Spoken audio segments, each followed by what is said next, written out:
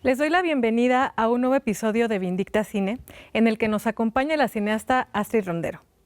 En su labor como directora y productora de las películas Los días más oscuros de nosotras y Sin señas particulares, ha ahondado y ha hecho énfasis en la representación de la violencia y de la diversidad sexual desde un punto de vista muy personal y con una propuesta estética bastante interesante. Les invito a que se queden con nosotros para conocer más de su trabajo.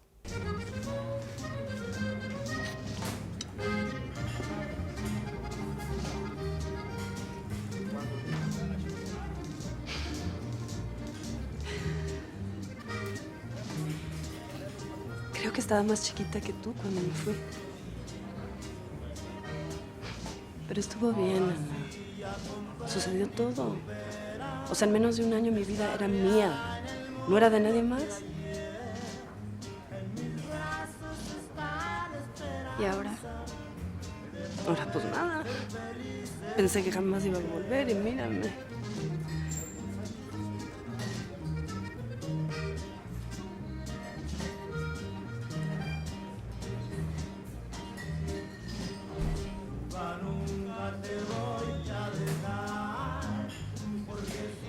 ¿Y es verdad lo que decían de por qué te fuiste?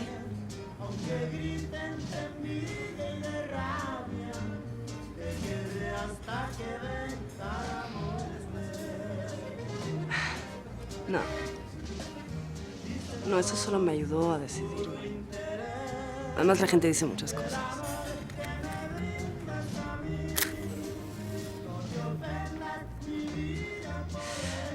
Algunas son ciertas y otras no tanto. Lo que importa es lo que creas tú, ¿no? Estamos aquí en el estudio con la presencia de Astrid Rondero. Astrid, bienvenida. Muchísimas gracias, Fabiola. De verdad me da muchísimo gusto darte la bienvenida. Sabes que tu cine en particular me interesa muchísimo, el trabajo que haces. Y pues precisamente sé que vienen cerrando todo este viaje con Los días más oscuros de nosotras. Y creo que sería un buen momento para hacer un repaso. Y un tema en particular, uno de sus ejes, es este de la diversidad sexual, de los vínculos sexoafectivos entre mujeres. Me gustaría hablar un poco de eso desde el sentido de que pues normalmente vemos muchas historias de amor en el cine más hegemónico no faltan, ¿no? Pero siempre son hombre-mujer, siempre son heterosexuales, siempre son de un estilo. Entonces, ¿qué pasa cuando planteas a dos mujeres viviendo uno de estos vínculos? ¿Cómo esta variante puede ser bastante disruptiva? ¿Cómo decides tú eso? ¿Viene de forma natural esta decisión? ¿Tienes dudas? ¿Tienes obstáculos al decidir hacerlo así en tu película? ¿Cómo fue? Bueno, siempre digo que ese es el gran éxito de meter voces diversas en el cine o en cualquier área, ¿no? Sí. Que curiosamente viene de forma natural, es como algo que viene inherente a tu persona y entonces es como una necesidad tratar de narrar las experiencias, ahora sí que humanas, desde tu perspectiva. Y eso es lo que lo hace, como dices tú, disruptivo, porque nuestra propia experiencia, en particular de los cineastas que somos de la diversidad sexual, pues es distinta a la hegemónica. Entonces creo que eso fue algo que yo descubrí muy pronto desde que estudiaba yo en el CUEC, que ahora es ENAC, ¿no? Curiosamente, mientras más me acercaba a algo personal, mientras hablaba de lo privado, de algo que era muy íntimo, propio, curiosamente era mucho más universal, mucho más interesante y pues desde muy pronto sentí que eso era algo que yo podía aportar, que era algo que me podía a mí hacer, digamos que tener un discurso especial o distinto, ¿no? Y que al mismo tiempo me permitía a mí explorar pues áreas de mi vida, cosas que estoy aprendiendo de la experiencia humana, etcétera. Y sí, efectivamente, en el cine mexicano faltan imágenes de mujeres, ¿no? Particularmente de mujeres, porque cine de diversidad, por supuesto que hay grandes representantes, no nada más en México, sino mundiales. Claro. Pero creo que es muy interesante que justo el área de las mujeres, las historias lésbicas han sido contadas casi siempre por hombres y muy pocos también, ¿no? Han habido muy pocas historias. Entonces creo que siempre tuve, en vez de de duda tuve una convicción muy grande de que después de mi tesis, que fue en Aguasquietas, que era una historia de salida de closet con 2 mujeres también, para mí era muy importante que en mi ópera prima hubiera un elemento que fuera mío, como la diversidad, ¿no? Y vista desde otra perspectiva, que no fuera nada más la historia de salida de closet, que no tiene nada de malo, al contrario, ¿no? Pero ya había hecho eso en un corto. Entonces quería contar una historia como un poco que hablaba de muchísimos otros temas, pero que incluía la diversidad sexual, que creo que además es algo muy especial que está pasando en el cine mundial de lo LGBT, el cine queer en general, que estamos empezando a tocar todo tipo de temas, ¿no? Donde nuestros personajes siguen teniendo esa característica, pero no todo se centra ni en la salida del closet, ni en la aceptación, ni en esos ritos de paso que tenemos todos los de la comunidad, ¿no? Que además, ahorita que hablaba sobre lo personal, me llamó la atención este cortometraje documental de Julieta, que es toda una voz muy personal, que digo, no tiene que ver con la diversidad, pero ya hay ahí como esta búsqueda y este reconocimiento, ¿no?, del valor que pueden tener las historias personales. Exactamente. De hecho, ese momento en mi vida fue muy determinante porque entré yo muy joven a la escuela de cine, de hecho muy inmadura, tenían razón cuando dudaron de aceptarme. No. Y creo que el punto de inflexión en mi vida fue la muerte de mi abuela, que era pianista, y creo que fue un punto donde empecé una especie como de búsqueda acerca de eso personal que compartimos todos, ¿no? Porque ahora que me toca a mí ser maestra, de pronto veo a los jóvenes que, como yo en esa época, ¿no?, que tienen esas primeras experiencias, ¿no?, de la primer amor o la primer muerte importante, ¿no? Y creo que, bueno, eso formó mucho, porque justo con ese cortometraje creo que hubo un cambio totalmente en cómo yo misma me percibía como cineasta. Me acuerdo que para mí fue muy importante que el maestro Ayala Blanco lo puso en uno de sus libros y para mí fue como la primera oportunidad que tuve realmente de pensar que podía dedicarme a ser cineasta, ¿no? Perfecto, Astrid. Pues vamos a seguir hablando de esto, pero antes vamos a ver una cápsula.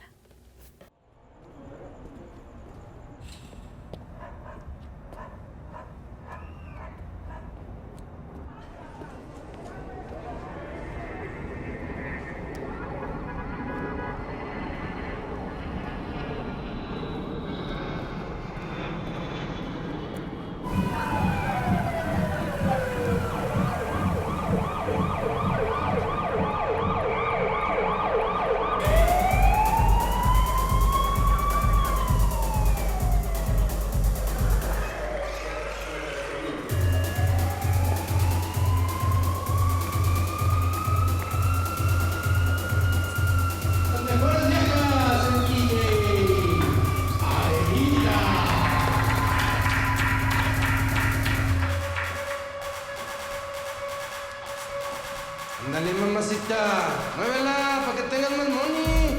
Muévelas.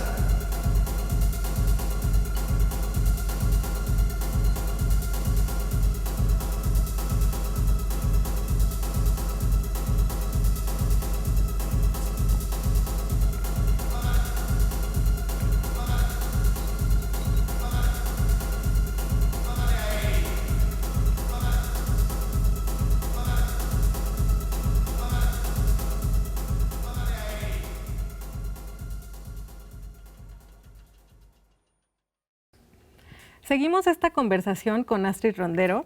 Y Astrid, hay un tema, otro tema que me parece que es muy impactante en tus películas, que es de la manera en que la violencia de alguna forma permea en estos personajes. Digo, en Los días más oscuros de nosotras, en tu película como directora, también en este trabajo que tienes como productora de Sin Señas Particulares, que además tuvo una recepción espectacular en todos lados, y creo que justo fue como por la manera en la que abordaron este tema, que aunque ya hemos visto mucho en el cine mexicano, pues aquí tiene como una mirada bastante específica sobre una madre. Entonces vemos estos temas de la violencia permeando a través de exparejas, de colegas, de empleados. Entonces quería saber qué te interesaba, digamos, aportar a este tema de la violencia desde el cine a través de tus películas. Pues bueno, creo que como mexicanos la violencia nos atraviesa a todos, ¿no? Es una experiencia que creo que solo entendemos luego los que venimos de México y vemos todas estas noticias tan terribles, ¿no? Sí. Y luego tenemos esta experiencia nosotras como mujeres, ¿no? De la violencia de género. Y luego tengo yo y Fernanda, por ejemplo, la experiencia de la violencia por la diversidad, ¿no? Entonces creo que si algo yo descubrí con, por supuesto, de la mano de Fernanda, porque siempre hemos sido equipo desde los días más oscuros de nosotras, es que las minorías compartimos una experiencia de la violencia muy específica, ¿no? Y en el caso de, por ejemplo, de Sin Señas Particulares, cuando la estábamos escribiendo, porque también estuve como co-guionista de la película, ¿no? Los migrantes son otra minoría, ¿no? Entonces, la forma en la que nosotros como minorías entendemos la violencia, pues es enorme, ¿no? O sea, nuestra vida está tocada en prácticamente en todos los ámbitos, desde lo privado hasta lo público. Entonces, creo que lo que queríamos particularmente con los largometrajes hablar era como de cómo todos nuestros personajes un poco se conectan entre ellos. Eso, por ejemplo, en el caso de Los Días Más Oscuros tiene que ver con la sororidad, pero en Sin Señas Particulares tiene que ver con esta condición de población que resiste, ¿no? Entonces creo que a lo mejor eso es lo que lo hace un poco distinto, ¿no? El que entendemos, porque nosotras resistimos la violencia, que la forma en la que se puede resistir es a partir de hacer comunidad, ¿no? Sí. Entonces creo que eso es algo de las dos películas que a lo mejor son un poco hermanas, ¿no? De encontrar esos vínculos que te permiten hacerle frente o resistir, ¿no? En el caso, creo, muy claro de Sin Señas Particulares, que yo la considero como nuestra película, bueno, que hemos logrado pulir más todas nuestras herramientas y conocimientos y capacidades. Creo que justo ahí encontramos ese punto, ¿no? La conexión con lo materno, con este símbolo de resistencia tan tremendo en México que son los familiares, representados además por las madres, y cómo a lo largo del viaje de los migrantes hay ciertos como conexiones donde hay todavía una esperanza y una oportunidad de redención y de cambio, ¿no? Bueno, creo que la violencia, pues ahora sí que es difícil que en un cineasta mexicano no se manifieste, ¿no? Porque sí, es un padecimiento de nuestros días, ¿no? Y justo ahora que lo mencionas, desde el punto de vista mexicano, me parece muy curioso que el cine muchas veces en festivales pareciera ser un termómetro, ¿no? De lo que está pasando, de las preocupaciones que tenemos alrededor del mundo. Creo que una colectiva de las mujeres, pues sí son las violencias de género, pero es muy curioso ver cómo se manifiesta en las diferentes cinematografías del mundo. Desde tu experiencia como cineasta mexicana, ¿cómo ves que está haciendo ese tratamiento de la violencia de género desde el cine mexicano? Está siendo muy diversa, ¿no? Ajá. Creo que eso es una cosa muy positiva porque habemos muchas voces que estamos convergiendo, que vamos a ver qué sucede, porque con todos los cambios en la producción, a lo mejor toda esta cantidad tan nutrida de voces va a empezarse a adelgazar, esperemos que no, pero es probable, ¿no?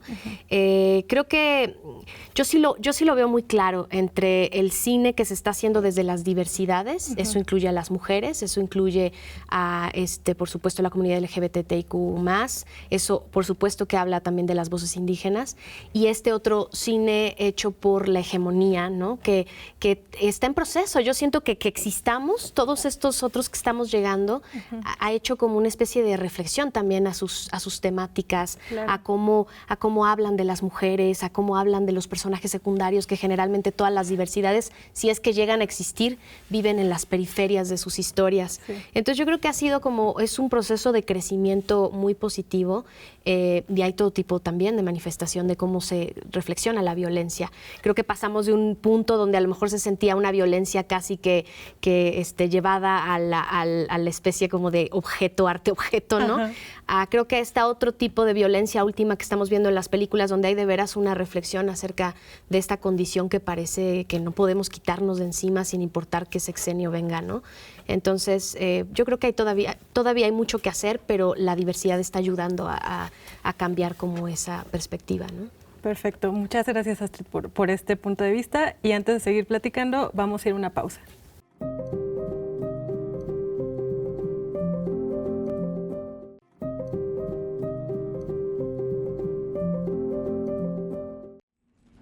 ¿Qué hora?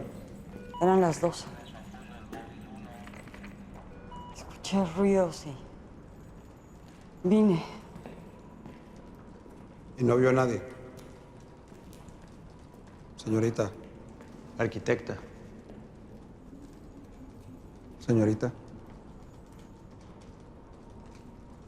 No, ya le dije. Solo a la perra.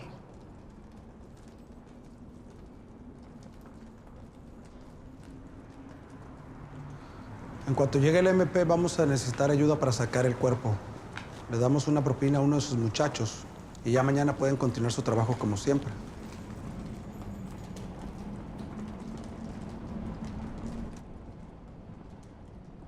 Pues eso es todo, ingenieros. ¿Eso es todo? Sí, señorita. ¿Qué pensaba? Como estos tenemos por todo el estado.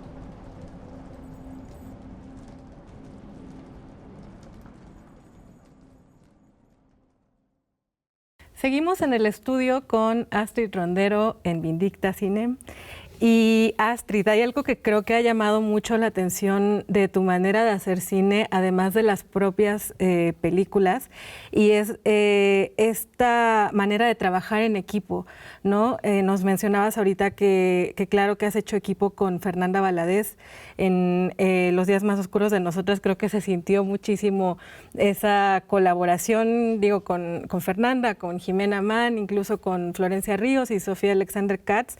Se sentía, ¿no?, que era como ese trabajo, y hasta en la propia película creo que en la manera de realizarla he visto que has contado sobre cómo se sentía la energía en el set en algunas escenas en particular. Quería preguntarte entonces, ¿qué cambió para ti al trabajar de esta manera? Como al abrazar el cine como este ejercicio colaborativo y en particular con otras mujeres. Bueno, creo que como que responde a eso que te decía al inicio, que es como lo personal. A mí una cosa que me marca mucho es que muy pronto, como empecé tan chica en la escuela, muy pronto me puse a trabajar.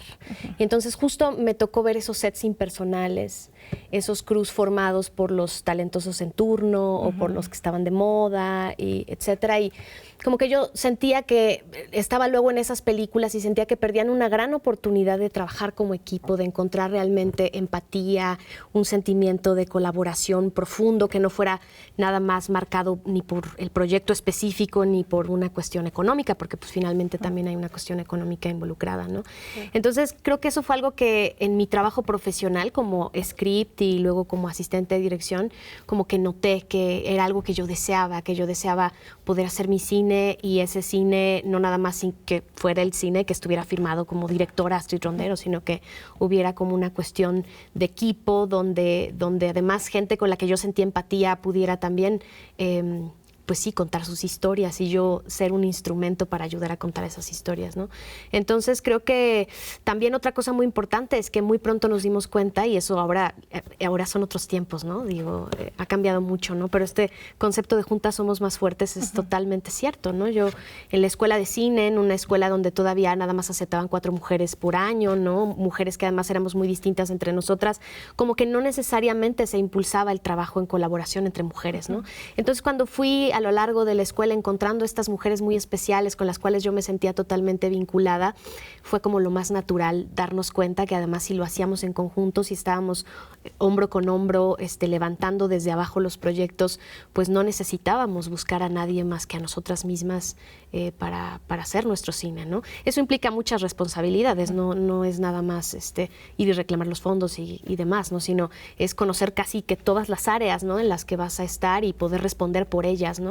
En el caso, creo que lo que a mí más me enseñó fue al conocer a Fernanda, que ella es del CCC, tienen otra perspectiva, ¿no? En el CCC a lo mejor como que son en muchos sentidos más prácticos, ¿no? O al menos en esas generaciones. Ella tenía muy claro que la producción era la clave, ¿no?, para poder levantar proyectos. Y a lo mejor yo no lo tenía tan claro. Y creo que ese conocimiento, el que ella me hiciera entender que no era la responsabilidad de nadie más levantar mis proyectos, ¿no?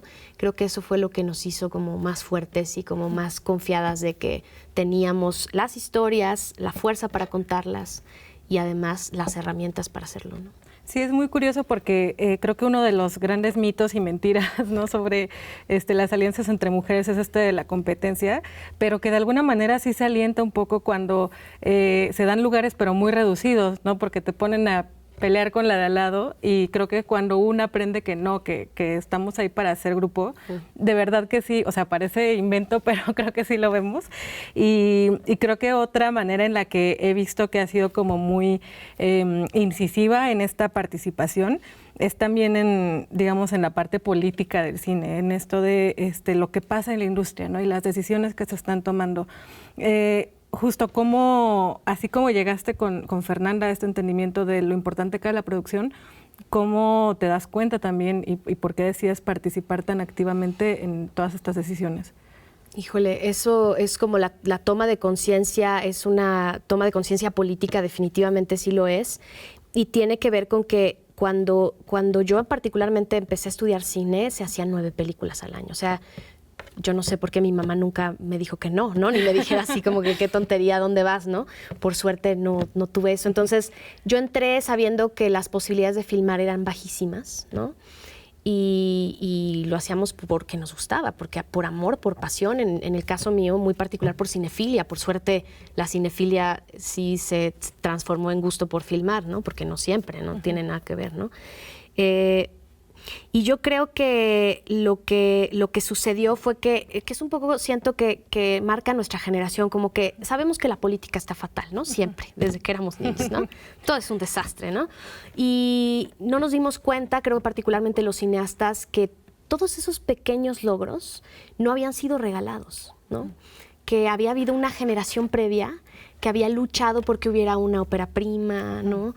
Porque hubiera a lo mejor un par de películas al año, ¿no? Que fue creciendo, o sea, Foprocine, Fidecine, ¿no?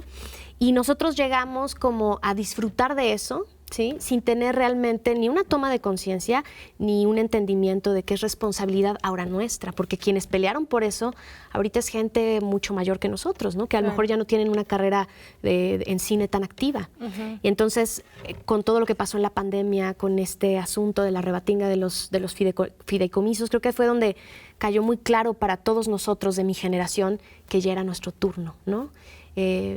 No pelear porque se mantuviera nada más, sino pelear porque se reconociera que gracias a esos fondos es que existe el cine mexicano, ¿no? Que podrían tomarse muchos otros caminos, como por ejemplo finalmente hacer una regulación donde se proteja el cine mexicano en taquilla, que eso no lo hemos conseguido, no lo conseguimos ni antes ni lo estamos consiguiendo ahorita. Y entonces ese es el motivo por el cual el cine tiene que estar protegido digamos que por el Estado, ¿no? Es una negociación también. Entonces, un poco creo que esta toma de conciencia viene de eso, de que si ya no somos nosotros, ¿quién va a ser?, ¿no? Sí. Los jóvenes que vienen estudiando cine y tal, están como un poco como nosotros cuando estudiábamos cine, que nos podemos quejar de los fondos, nos podemos quejar de que no hay suficiente, pero no hemos hecho nada, ¿no?, por conseguirlo ni por mantenerlo. Entonces creo que es algo que para esta generación es muy importante, que yo estoy convencida que si no de veras nos ponemos todavía más manos a la obra al respecto de que ya está Focine, proteger a Focine, robustecer a Focine, hablar de lo de la transanualidad que no está funcionando, ¿no? Transanualidad, perdón, que no está funcionando, y tratar de dejar realmente un fondo que esté a la altura de todas, porque ahora además la gran diferencia de cuando nosotros es que ahora hay un montón de gente queriendo hacer cine, sí, ¿no? Entonces hay mucha más deseo de hacer películas y los fondos lo que hicieron fue adelgazarse, ¿no? Entonces creo que hay mucho por hacer y tenemos nosotros como generación que empezar a movilizarnos, porque todo esto sí, por supuesto, sucede en la Cámara de Diputados, se tienen que hacer cabildeos, se necesita hacer verbal y es algo que se tiene que hacer, ¿no? Y que nosotros no hicimos porque alguien más lo hizo y ya es nuestro turno, ¿no? Sí. Sí, es fundamental esa toma de conciencia y esa conservación también de la memoria, ¿no? Pues bueno, antes de pasar al final de la conversación, porque ni modo, pues vamos a una cápsula y ahorita volvemos a seguir platicando. Regresamos.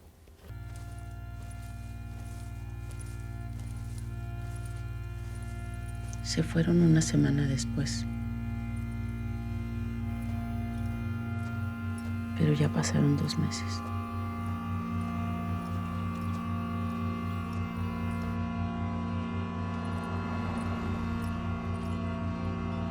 Lo último que supimos es que iban a tomar un camión para ir a la frontera.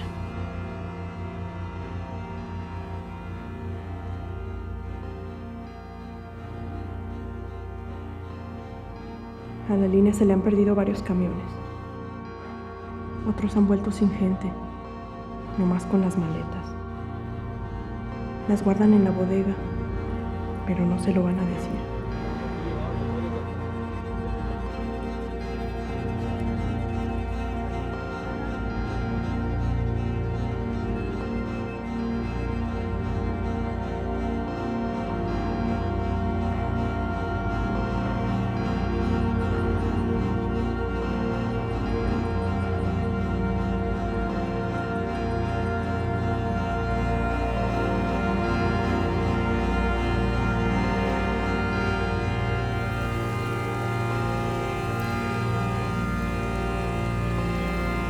No voy a volver hasta encontrarlo.